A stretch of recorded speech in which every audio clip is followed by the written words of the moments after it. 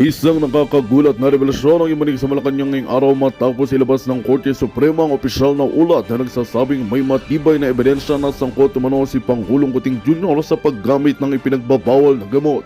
Ayon sa desisyon, nakalap na ng imbestigador ang testimonyo ng ilang malalapit na tauhan ng Pangulo, pati na rin ang mga resulta ng mga pagsusuri na nag-uugnay sa kanya sa matagal ng pagdaraan ng droga. Dahil dito umarangkada na ang panawagan mula sa iba't ibang sektor na simulan na ang impeachment proceedings laban sa kasalukuyang Pangulo. Ayon sa ilang mambabatas, hindi na maaring ipagsawalang bahala ang mabigat na inilabas na ebidensya at nararapat lamang na panagutin ng Pangulo sa harap ng batas. Ilang senador at kongresista ang nagbayag ng suporta sa akbang na ito at sinasabing handa na silang magsampa ng formal na reklamo sa Kongreso. Sa ngayon ay wala pang opisyal na payag mula sa Malacanang, ngunit usap-usapan na ang paglikha ng crisis committee upang harapin ang lumalalang sitwasyon. Samantala, mas lalong umiinit ang pulso ng bayan habang hinihintay ng lahat kung tuluyan ang uusad ang impeachment case na maaaring magbunso ng isang makasaysayang pagharap ng isang Pangulo sa Korte ng Bayan. At yan nga ang balitang ating pakakatutukan. Ngunit bago ang lahat, siguraduhin mag-subscribe at ihit ang notification bell para sa patuloy na pagtutok sa mga sulap ng bagong balita sa tunay na boses ng masa.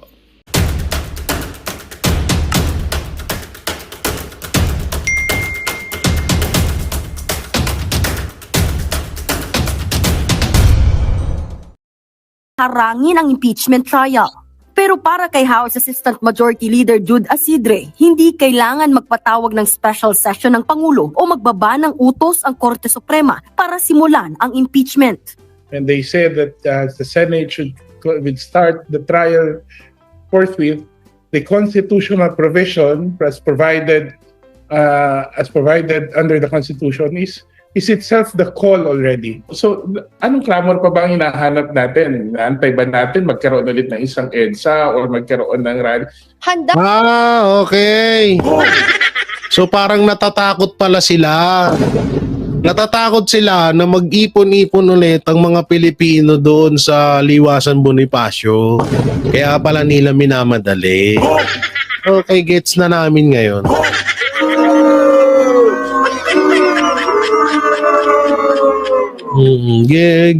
Gets na namin ngayon kung bakit. Lumabas na sa bunganga, huli sa bibig. Huling-huli sa bibig. Diba? Ano ba bantayin natin? Na magkaroon ulit ng peaceful rally ang iglesia? Magkaroon ng peaceful rally or magkaroon ng rally or anti-impeachment ang iglesia, ang KOJC, ang Muslim, ang Mindanao, ang Visayas at Luzon. So huli agad. Buti naman sabi nga totoo nga yung kasabihan talaga, no? Ang isda hindi nahuhuli sa buntot. Sa bibig talaga nahuhuli.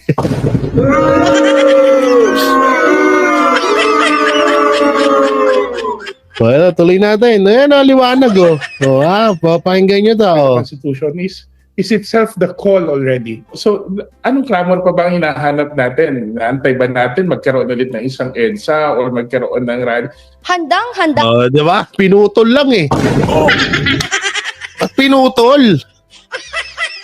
Dapat hindi pinuputol yung ganon. Oo. Ay, pinutol agad lagi. naman na raw ang House prosecutors sakaling mag-umpisa na nga sa Marso ang impeachment trial kasunod ng panawagan ni Pimentel. Bukod naman sa mga mambabatas, tila Ito pa yung mga kupal Ito pa yung isa mga kupal, ginamit ng mga bastos talaga Tingnan nyo ito ako ay nire-respeto ko lahat ng relihiyon dito sa Pilipinas. Ilang beses ko na sinabi. Pero tingnan nyo pagmasdan nyo, anong mali? Anong mali dyan sa video nila? Tingnan nyo maigi. Anong mali dyan? Anong mali dyan sa video nila? Tingnan nyo ginawa sa santo nila Tingnan nyo yung ginawa sa santo. Doon inilagay yung na Marcos singilin. Duterte panagutin. Diba? Sara to? Ano tong nakalagay? Sara to? Litisin yan siguro. Bastos ang puta, pati ba no? Pwede naman ilagay dun sa may TV yun, doon pa nilagay sa ilalim ng ano para kautusan ng Diyos na naman.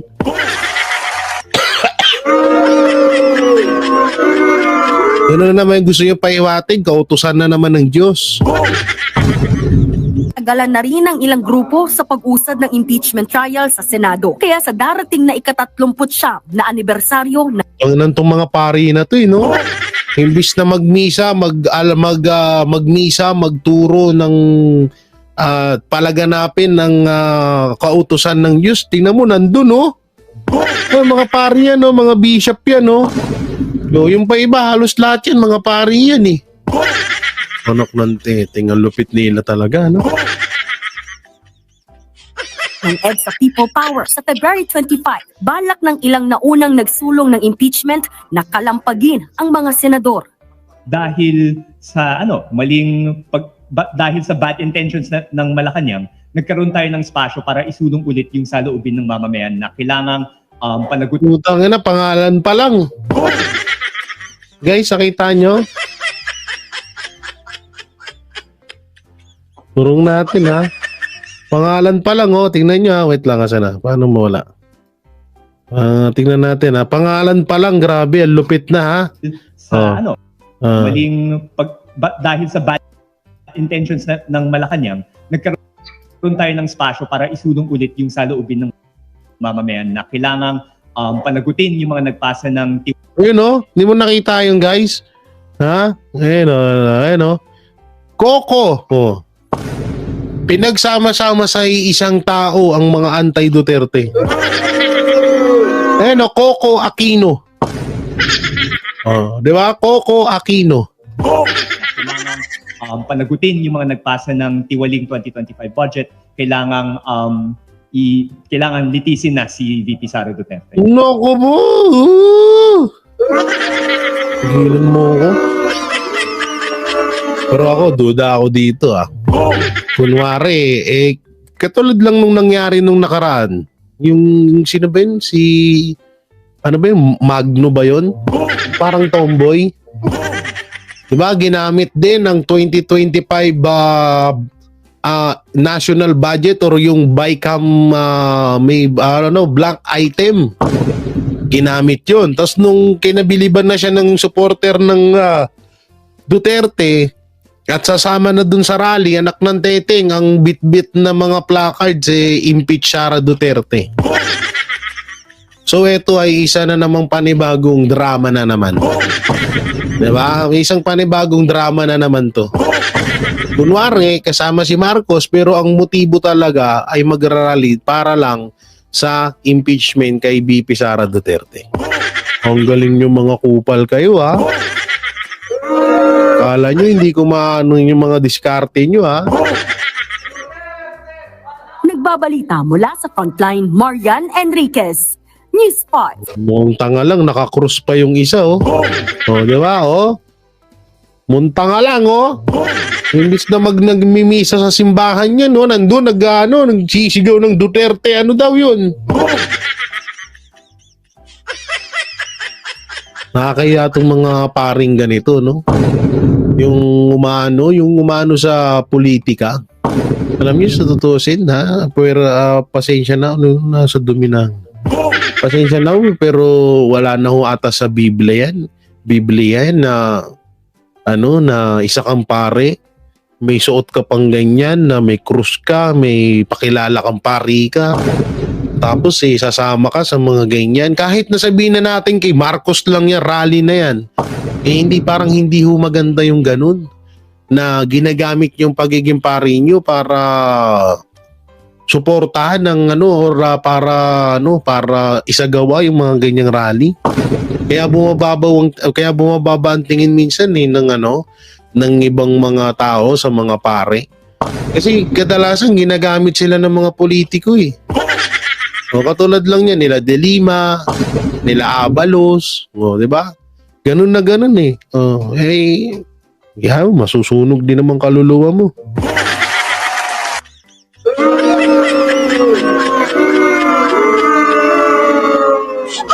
Kaya Kaya mo, masusunog din naman kaluluwa niyan ng mga yan. Sa impyerno rin, bagsak ng mga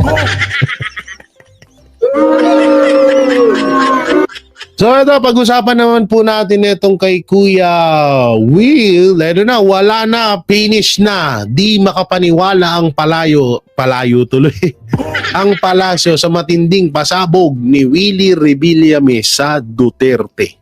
So ito po, panoorin mo natin. Ano kaya ito? Ang di umanay balita, matapos ang pananahimik, TV host senatorial aspirant Willie Revillame, tila binasag na ang katahimikan at tahasang binunyag sa publiko ang tunay na ugali ng dating Pangulo na si Rodrigo Rua Duterte, na tila siyang laking sampal naman sa mga ilang buhayang mambabatas nagahaman sa pera at kapangyarihan. Di man pinangalanan, ngunit dapatwat na sampal ng katotohanan ang gobyernong ngagba matapos manindigan ang senatorial aspirant na si Willie Revillame sa dating Pangulong Rodrigo Rua Duterte. Pero bago ang lahat, kung bago ka pa lamang sa aming channel, please huwag kalimutang mag-like, subscribe at i-click ang notification bell para mas maging updated ka palalo sa lahat pa ng bagong video na i-upload namin. At ito na nga mga kababayan, matapos ang kaliwat kanang siniraan at walang katapusang pangbabatiko sa mga Duterte, ay siyang nanaig pa rin ng katotohanan laban sa kasinungalingan. Matapang nananindigan at walang pagdadalawang isip na binasag ni senatorial aspirant TV host Willie Revillame ang kanyang katahimikan, na natiling suportado pa rin si dating Pangulong Rodrigo Duterte at tila nasampal ng katotohanan ng mga ilang loyalistang bulag sa katotohanan at ang gobyernong ngagba ngayon sa kanyang matinding sagot ng matanong ito ng media.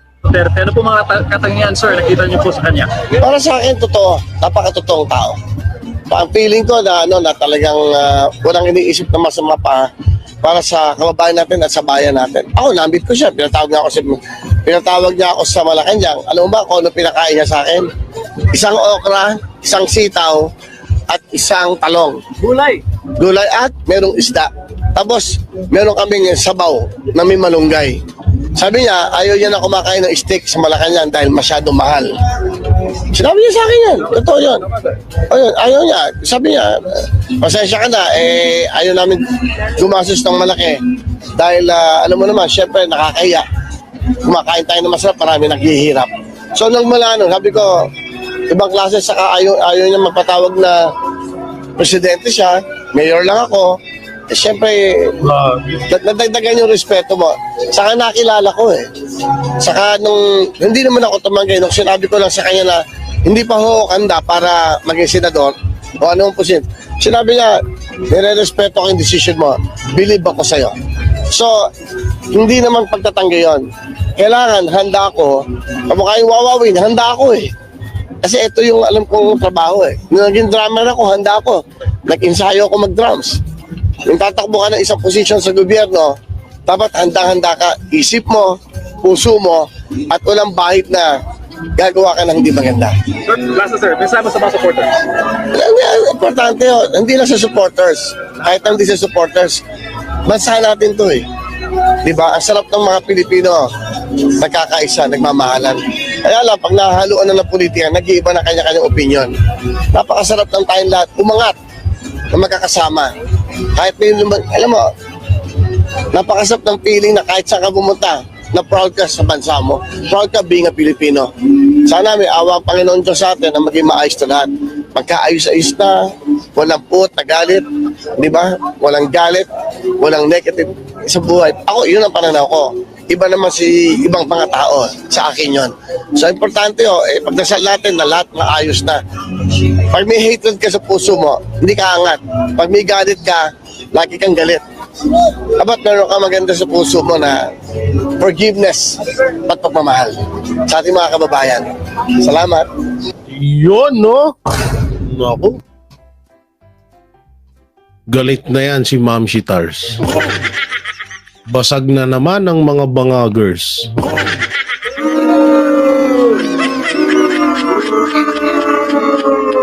Oo, basag na naman ang mga bangagers.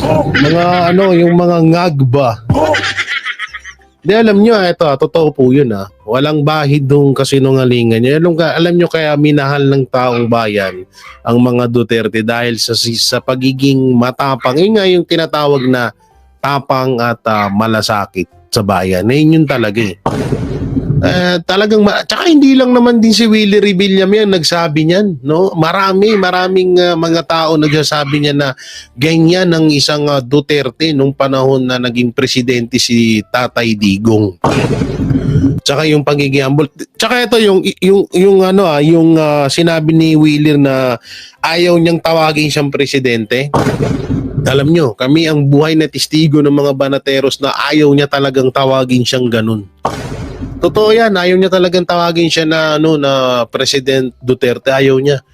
Sabi niya, mayor lang, okay na sa akin yun. Ganun ka-humble si PRRD. At eto pa, may ipapanood ako sa inyo na isang video na kung saan, alam ko naman nami-miss nyo na ho ang ating Pangulo na si Tatay Digong. May nakita kasi ako na hanggang ngayon talagang tumatayo yung balahibo ko kapag napapanood ko po ito.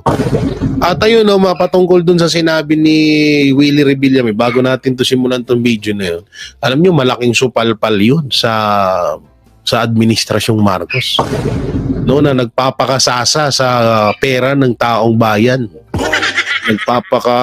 Nagpapakataba sa pera ng taong bayan. Pero mo gulay lang. Kaya nga ito, hindi kayo nagtataka bakit biglang bumagsak ang katawan ni PRRD kasi nga totoo yung sinasabi niya ginampanan niya talaga ang pagiging Pangulo. Talagang nagpursige siya at nagtrabaho siya para sa bayan.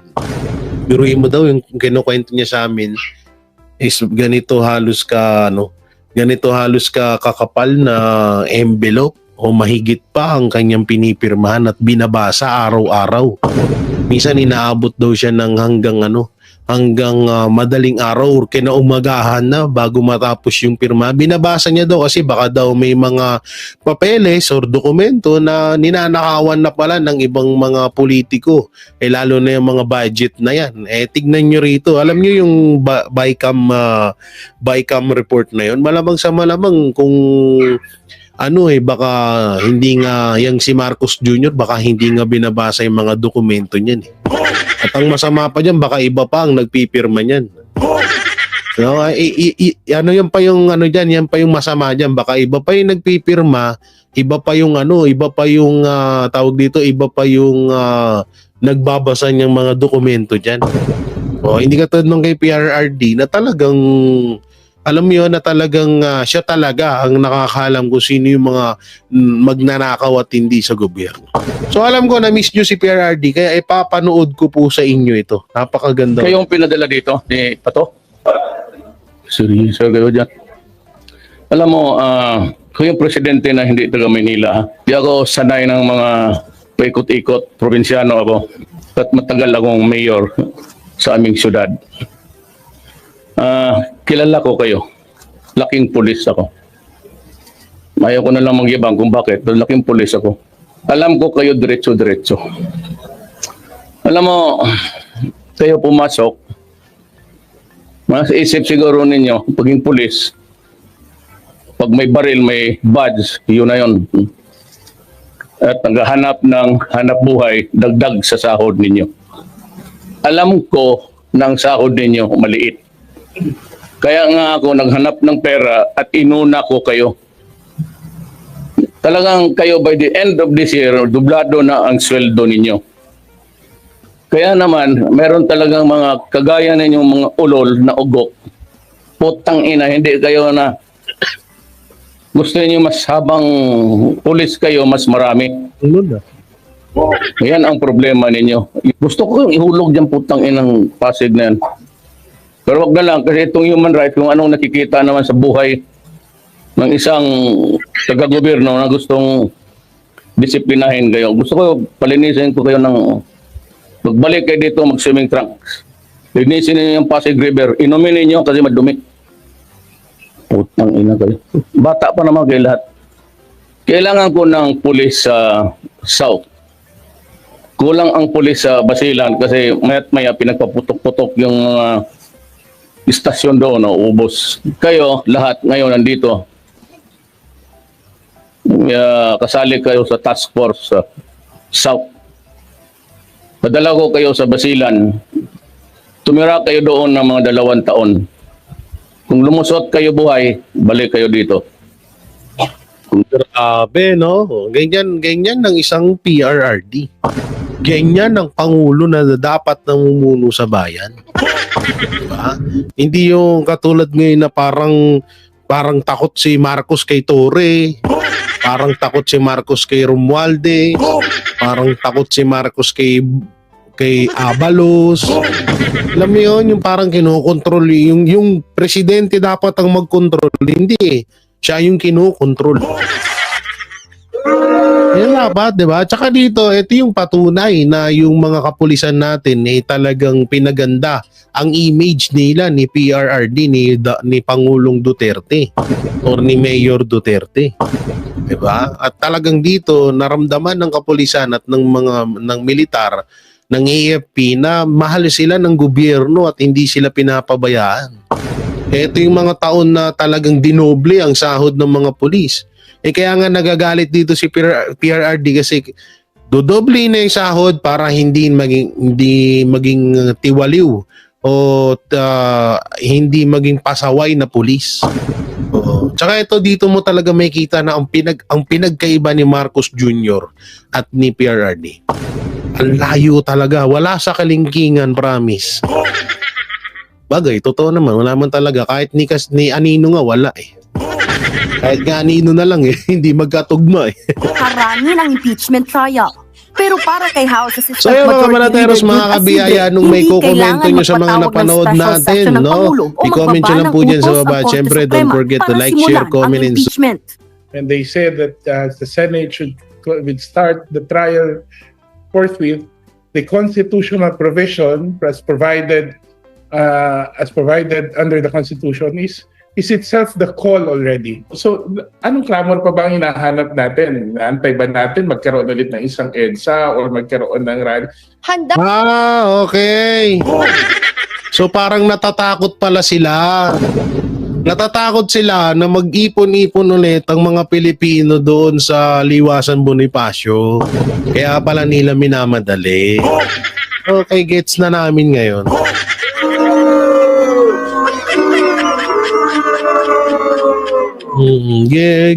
Gets na namin ngayon kung bakit. Lumabas na sa bunganga, huli sa bibig.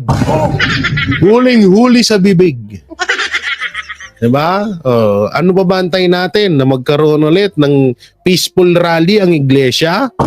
Magkaroon ng peaceful rally or magkaroon ng rally or anti-impeachment ang iglesia, ang KOJC, ang Muslim, ang Mindanao, ang Visayas at Luzon?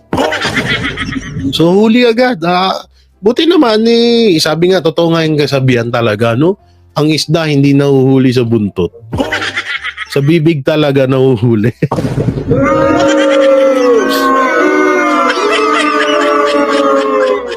Well, tuloy natin. Ayan, liwanag oh. Papakinggan nyo to. The Constitution is itself the call already. So, anong clamor pa ba ang hinahanap natin? Naantay ba natin magkaroon ulit ng isang EDSA or magkaroon ng rally? handang-handa Di ba? Pinutol lang eh. At pinutol. Dapat hindi pinuputol yung ganon. Oo. Ay, pinutol agad eh. naman na raw ang House Prosecutor sakaling mag-umpisa na nga sa Marso ang impeachment trial kasunod ng panawagan ni Pimentel.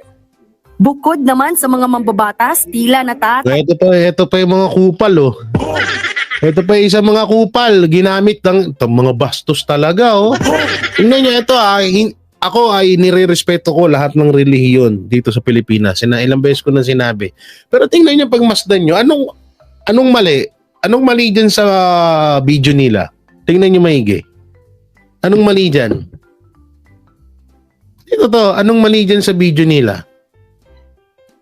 Tayo na, tingnan nyo ginawa sa santo nila oh. Tingnan nyo yung ginawa sa santo. doon inilagay yung ano na Marcos singilin. Duterte panagutin. Oh, diba? Sara ano to? Ano tong nakalagay? Sara ano to? Litisin yan siguro. Bastos ang puta pati ba nang pwede naman ilagay dun sa may TV yun, doon pa nilagay sa ilalim ng ano para kautusan ng Diyos na naman.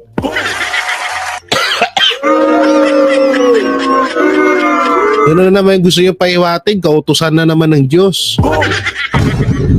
Tagalan na rin ang ilang grupo sa pag-usad ng impeachment trial sa Senado. Kaya sa darating na ika-39 na anibersaryo na Ang nantong mga pari na to, no?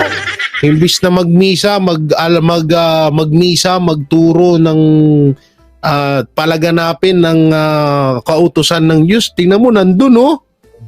Oh, mga pari yan, no? Mga bishop yan, no? So, yung pa iba, halos lahat yan, mga pari yan, eh. Anak ng teteng, ang lupit nila talaga, no? ng EDSA People Power sa February 25, balak ng ilang naunang nagsulong ng impeachment na kalampagin ang mga senador. Dahil sa dahil sa bad intentions ng Malacanang, nagkaroon tayo ng spasyo para isulong ulit yung saloobin ng mamamayan na kailangang panagutin. Putang ina, pangalan pa lang. Guys, nakita nyo? Turong natin, ha? Pangalan pa lang, oh. Tingnan nyo, ha? Wait lang, asa na? Paano mawala? Tingnan natin, ha? Pangalan pa lang, grabe. Ang lupit na, ha? Sa dahil sa bad intentions ng Malacanang, nagkaroon tayo ng spasyo para isulong ulit yung saloobin ng mamamayan na kailangang panagutin yung mga nagpasa ng Ayun, oh. Hindi mo nakita yung guys? Ha? Ayun, oh. Ayun, oh. Coco. Oh. Pinagsama-sama sa isang tao ang mga anti-Duterte. Ayun, oh. Coco Aquino. Oh, di ba? Coco Aquino. kailangang panagutin yung mga nagpasa ng tiwaling 2025 budget. Kailangang litisin na si VP Sara Duterte. Naku mo! Gilan mo ako. Pero ako, duda ako dito, ah. Kunwari, katulad lang nung nangyari nung nakaraan. Yung sino ba yun? Ano ba yun? Magno ba yun? Parang tomboy. Diba? Ginamit din ng 2025 national budget or yung BICAM may blank item. Ginamit yun. Tapos nung kinabiliban na siya ng supporter ng Duterte at sasama na dun sa rally, anak ng teteng, ang bit-bit na mga placards impeach Sara Duterte. So ito ay isa na namang panibagong drama na naman. Diba? Isang panibagong drama na naman to. Kunwari, kasama si Marcos pero ang motibo talaga ay magrarally para lang sa impeachment kay VP Sara Duterte. Ang galing nyo mga kupal kayo, ha? Kala nyo hindi ko maano yung mga diskarte nyo, ha? Nagbabalita mula sa Frontline, Marian Enriquez. News Spot. Mukhang tanga lang, nakakrus pa yung isa, oh. Oh, di ba, oh? Muntanga lang, oh. Imbis na nagmimisa sa simbahan niya, no? Nandun, nagsisigaw ng Duterte. Ano daw yun?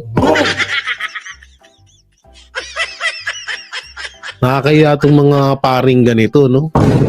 Yung umano sa politika.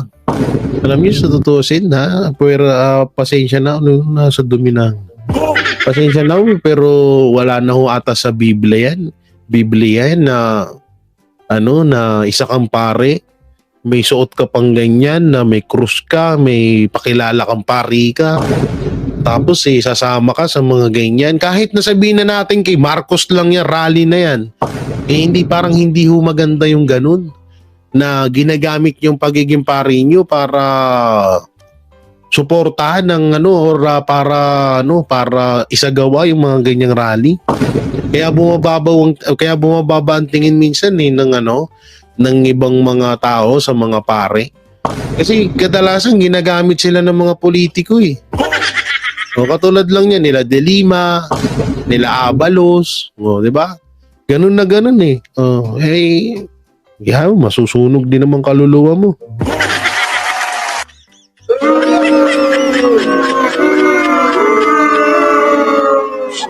Kaya masusunog din naman kaluluwa niyan ng mga yan. Saya impyerno rin bagsak ng mga